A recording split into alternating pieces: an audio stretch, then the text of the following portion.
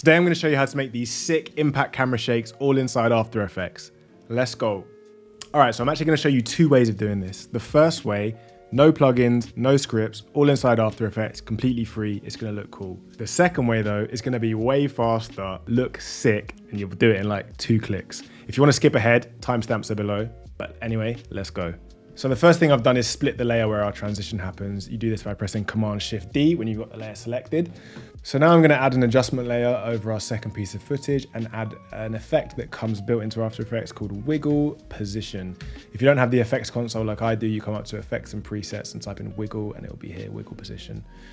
So up here, we'll go to our wiggle speed and amount. Let's go amount, let's say 75, and then let's put speed, let's put that to 7. We'll make a keyframe on amount and then come further along our clip and turn this down to 0. And let's see how that looks. Cool, off to a good start. You can see we've got these black bars around the edges of the frame. Super easy to get rid of those. We'll come to our footage and add an effect called motion tile.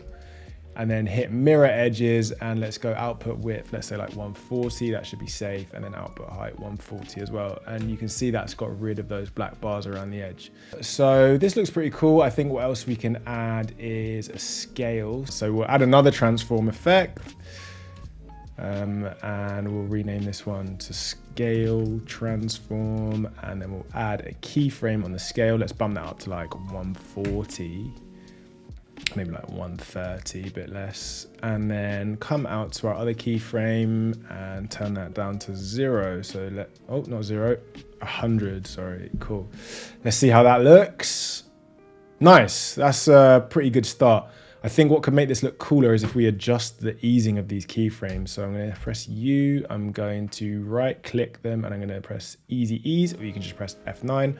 And then if I come to the graph editor, I can select both of these and just pull them in like this. So they'll basically start more intense and then ease out as they go along. So now if we play this, let's have a look. Nice, that looks pretty cool. What else can we add? I think I want to add some rotation as well, because shakes usually have rotation. So we'll add wiggle, rotation, amount in degrees, that's too high. Let's say 5, maybe 6. And we'll add a keyframe and we'll bring it down to 0 again down here. And then the speed can probably be like 3 maybe. And then we're gonna have to ease these keyframes again and change the speed on the graph editor. So let's bring this over as well. And let's see how that's looking. Nice, that looks pretty cool to me. What else can we add? Let's add a flash as well. So we'll add another effect, brightness. And we will come to the beginning and let's whack that up to like 80. And then let's come to the end and put that to 0. And let's see how that looks. Nice, I think we can actually boost. I didn't set keyframes. I was like, where's the flash? 80. And then bring it down to 0. How's that looking?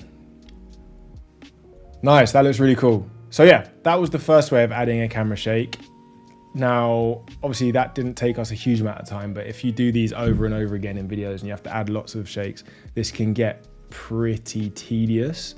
And you know, you've got lots of keyframes to adjust, you've got easing to adjust, all that stuff. Take it from me, I use camera shakes a lot and this drove me crazy. So I came up with an alternate solution and I'm gonna show you how that works. So let's get rid of this layer, and this is it over here, it's called bump. So if I bring my mouse back here to the transition point, so we basically have 3 types of shake. We have impact, which is what we just built before. We have wobble, which I'll show you later, and handheld, which I'll show you later. So let's start with impact. Hold down shift on impact, and it's gonna bring up these presets that come pre-installed. Now for this one, I reckon Big Lightning is gonna look sick. So I'll double click that and bang, it loads in our adjustment layer, already named and color coded.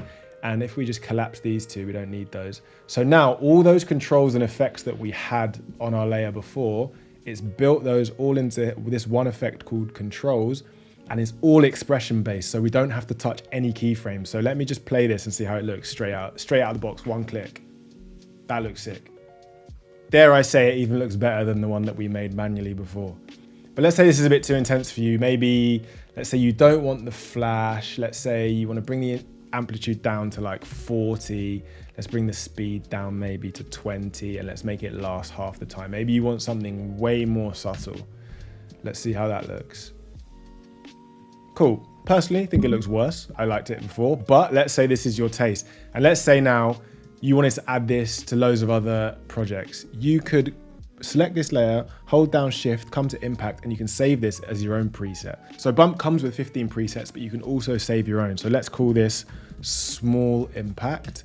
And now if I were to delete this and I've just started a fresh new project and I've come in and I'm like, okay, I want to have the small impact there, hold down shift and let's go small impact, and that's loaded in straight away. No keyframes, no loads of effects, literally just a few clicks and it's added. So here's a video I made with IShowSpeed a couple of years ago for the Gymshark sale. And you can see here, it's shot on a tripod, so it feels a bit like it's lacking movement and energy. And you can see on that transition that it's a match cut, it looks cool, but we could definitely bring that to life a bit. So first thing I'm gonna do is come over to Bump and I'm gonna press the handheld button. And that's gonna add in that kind of handheld natural camera movement. So let's see how that looks. Just literally one click. That's brought it to life so much more. Let's say, I reckon we can crank that up a bit. Let's go from 20 to 25. That's already come to life so much more. You see how we've got that kind of natural camera movement like that? Perfect. All right, now for the transition, I'm going to see how, so basically if you shift click, you get presets, but if you just click on it normally, it just adds the default values. Let's see what the default values look like. I mean, one click, one click. Here's another video I made a few years ago of me throwing this CG coin and it transforms into a boat. If you want to see a breakdown of this, actually check out my Instagram because I showed you how I made this video. But now I'm going to show you how we can take this to the next level with Bump. So I think it can add some impact on there. When both of the wings hit the boat, we can add some impacts as well. And then when it flies off, we'd have like a little wobble camera shake. So I've already gone ahead and cut up the layers where I want all these things to happen. So let's just go through and add some stuff. So when the coin hits there, I want a wobble. When the wing hits the boat here, I want an impact, and then I want another impact up here, and then I want another wobble when it flies away. So I've just clicked the default values there. Let's see how these look, because I think it will probably look pretty decent straight off the bat. So we've got the throw the coin, a little wobble there, I see it, and then bang, bang, nice. And then another wobble when it flies away. I think that's pretty spot on already. Like, I can't really, if I was gonna be nitpicky, that's fine. Maybe we could bring that a tiny bit earlier. Sick. Okay, let's bring that down a bit. That's quite intense, probably a bit too intense. Let's bring that down to 20 and make it last 30 instead. Yeah, nice. And then let's actually delete the other one. We can duplicate that one and just drag it across. And then we have seed values here. So if I change the seed value, so at the moment, those shakes are identical, but if I change the seed value, it basically keeps all the values, but just gives it like a random iteration. So all the values stay the same, but the shake manifests in a different way. So let's put this down to like seed 2. So now the settings are the same, but maybe it will start in a different position, so it will feel different. That feels amazing to me. And then the wobble when it flies off, perfect. How long did that take us? Like a minute, if that, because I'm talking through it. It literally would have taken you, took 30 seconds probably to add all those camera shakes, and they're all like perfect. No keyframes, all expression driven. You can save them all as presets. What more do you want? I think this is, in my opinion, obviously I'm biased because I made this tool. I think this is the cleanest, easiest way of adding camera shakes in After Effects, full stop. But yeah, I hope you enjoyed this video and I hope you learned something from it. Bump is on sale right now. I launched it yesterday, so it's on for a special price at the moment. And then if you use code YouTube25, you get an extra 25% off. So check the link in the description down below and pick up a copy if you like it. If not, I hope you learned something from this video and I'll catch you in the next one. Peace.